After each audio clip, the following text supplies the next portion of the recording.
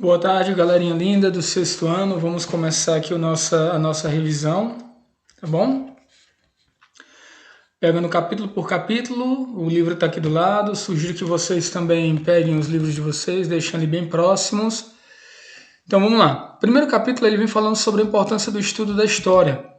Então, por que estudar história? Eu vou responder essa pergunta. Tem alguns itens aqui de resposta no slide. Mas lembrem-se que das nossas primeiras pesquisas, trabalho em sala de aula, foi a pesquisa sobre a árvore genealógica, onde você procurou descobrir um pouco da sua história, da história do seu papai, da sua mamãe, dos avós, dos avós, e alguns foram mais longe, pesquisando até a respeito dos bisavós, né, ilustraram, colocaram imagens, ficou, olha, joinha, show de bola. E aqui nós temos também algumas imagens que perpassam a linha temporal cronológica, que é o homem na pré-história. Nós temos alguns centuriões romanos, que aí já pega a história antiga, um soldado templário, pega a Idade Média, início da Idade Moderna, a sociedade medieval como um todo, e nós temos os sans-culottes, que já é uma representação da Revolução Francesa, uma representação direta da Idade Moderna. Vou pegar aqui o último item, né, de qual a importância de se estudar a história desse slide, que abre aspas, é entender que o mundo ele não começou quando você nasceu, perdão, e nem vai acabar quando você ou eu morrer. Esperamos que não, que fechou aspas, que tenha-se muita história pela frente. E que eu vou ter vou ter muita história para contar para minha filha, para os meus futuros filhos, se Deus quiser, para os netos também, e para as demais pessoas também, porque são histórias que se misturam, que entrelaçam, são histórias que têm suas peculiaridades, suas características, suas particularidades. E que, se você sentar com sua mamãe, seu papai, seu avô, sua vovó, ou com um vizinho mais velho, eles vão contar coisas e vão falar de objetos, de pessoas que não estão mais presentes no nosso meio. Por exemplo, quem aqui conhece um Walkman? Quem jogou pelo videogame Atari?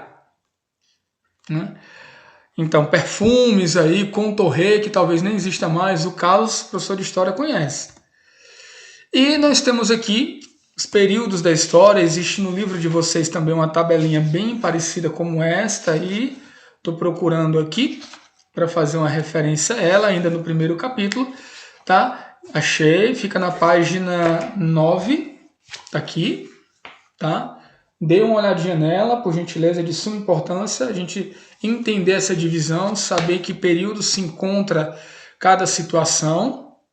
Ali tem a pré-história, que ela meio que se subdivide entre o paleolítico e o neolítico, tá? A idade antiga, média, moderna, contemporânea e a atualidade dentro da contemporânea, que é o período que nós nos encontramos.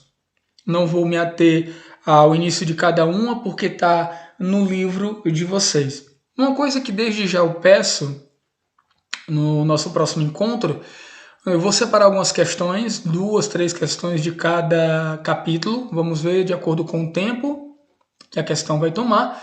Mas uma das questões que eu já adianto que eu vou separar é como fazer a leitura dos séculos e anos com base no algarismo romano. Já peço que vocês deem uma treinada nos algarismos romanos. Professor, como é que é o século 8? Como é que é o século 15? Século I? Isso em algarismo romano. Algumas pessoas demonstraram um pouco de dificuldade. Nós fizemos a revisão em sala, foi feito quiz, valendo nota, foi bem divertido, legal e tal. Mas vamos pontuar isso aí com o papai e com a mamãe, tá? Outra dicasinha bacana que foi dada, paleolítico.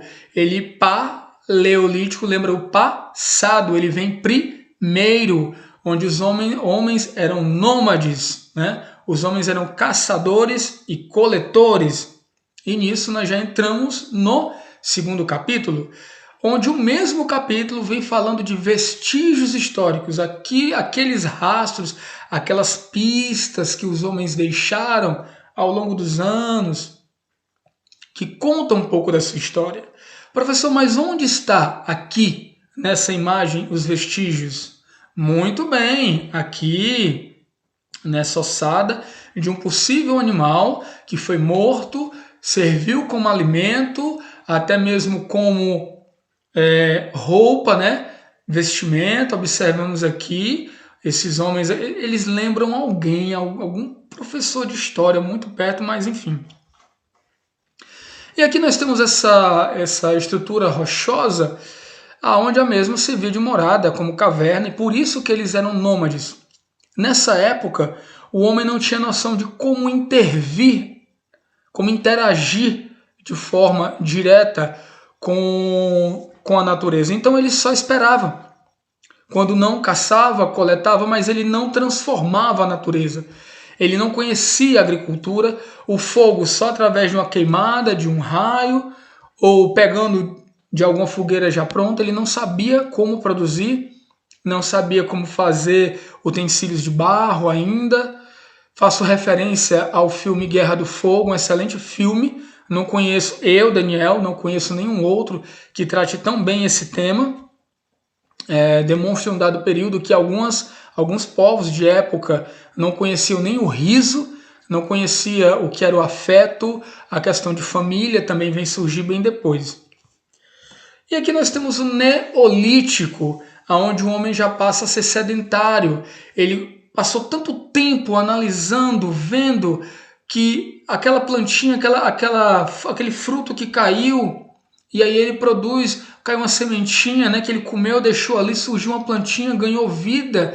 Que legal, que bacana, e aquilo foi crescendo ao longo do tempo, e eu comecei a observar que os animais no inverno eles vão para outra direção, e eu comecei a perceber também que eu consigo trabalhar agora com a pedra mais trabalhada, é o período da pedra polida, no Paleolítico é o período da pedra lascada.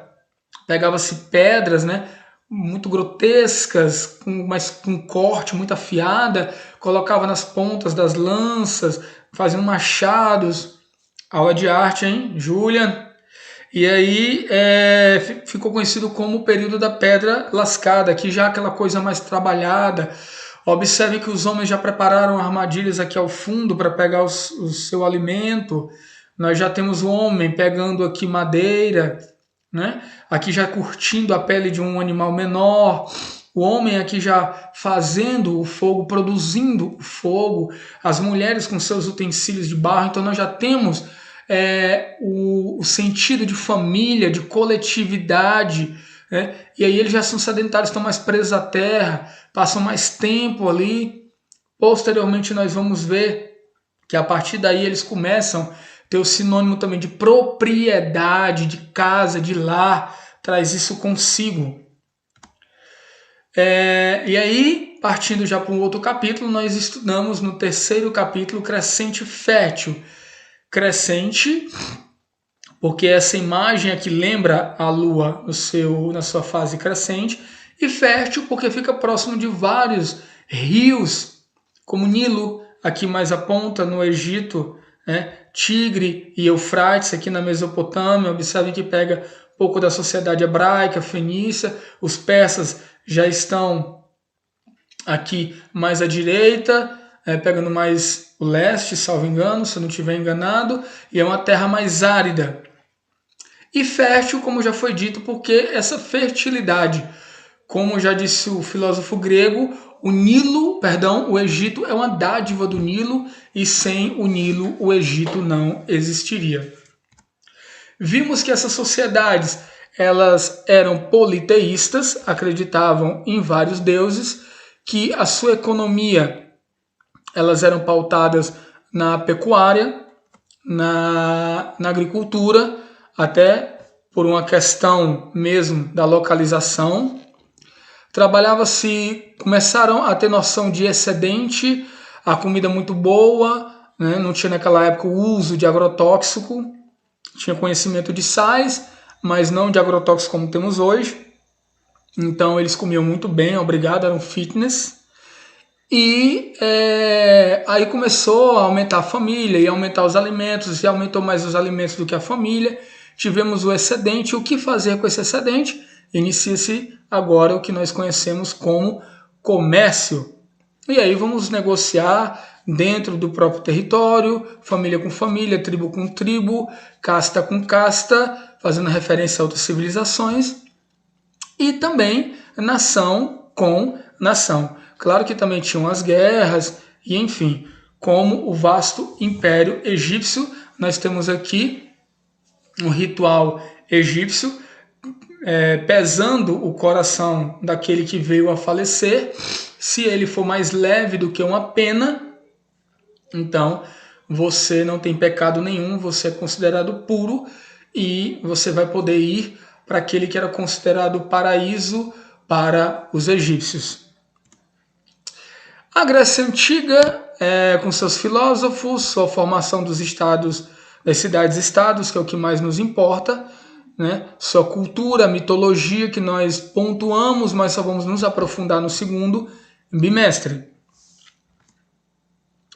Comentamos sobre 3 cidades-estados, Creta, Atenas e Esparta, mas vamos aqui destacar Atenas e Esparta, que são as 2 mais importantes cidades-estados. E lembrando que são cidades-estados, imagina o Brasil como o povo grego e que cada estado ele fosse a conhecida cidade-estado. Cidade porque era realmente uma cidade, não era tão grande quanto um estado. E estado porque era independente, no sentido não territorial, mas no sentido da palavra, o sentido da palavra não territorial, mas o sentido de nação, estado enquanto nação, enquanto independente. Então Creta, Atenas, Troia, Esparta, entre outras, elas todos pertenciam ao território grego, tinham os mesmos costumes, adoravam os mesmos deuses, né? Claro que tinha um deus que era mais adorado na terra, outro já era mais temido e assim sucessivamente. Mas eram cidades-estados porque eram autônomas umas entre as outras, guerreavam entre si constantemente. Tinha paz? Também. Um dos períodos que foi até dito em vídeos anteriores, período de paz, foi o período das Olimpíadas. Né? Quando tinha as Olimpíadas, eles paravam tudo, congela, para poder competir cada cidade-estado com seus melhores guerreiros para ver quem se destacava, quem ganhava em cada categoria. Dúvidas, anseios, deixem aí, tá? As dúvidas de vocês, mandem um likezinho se tiver gostado. Podem fazer perguntas, estamos aqui para ajudar vocês, tá bom? No mais, tudo em paz, cheiro no coração, fiquem com Deus. Até o próximo vídeo com os exercícios, tá bom? Deixem os livros próximos. Tchau, tchau.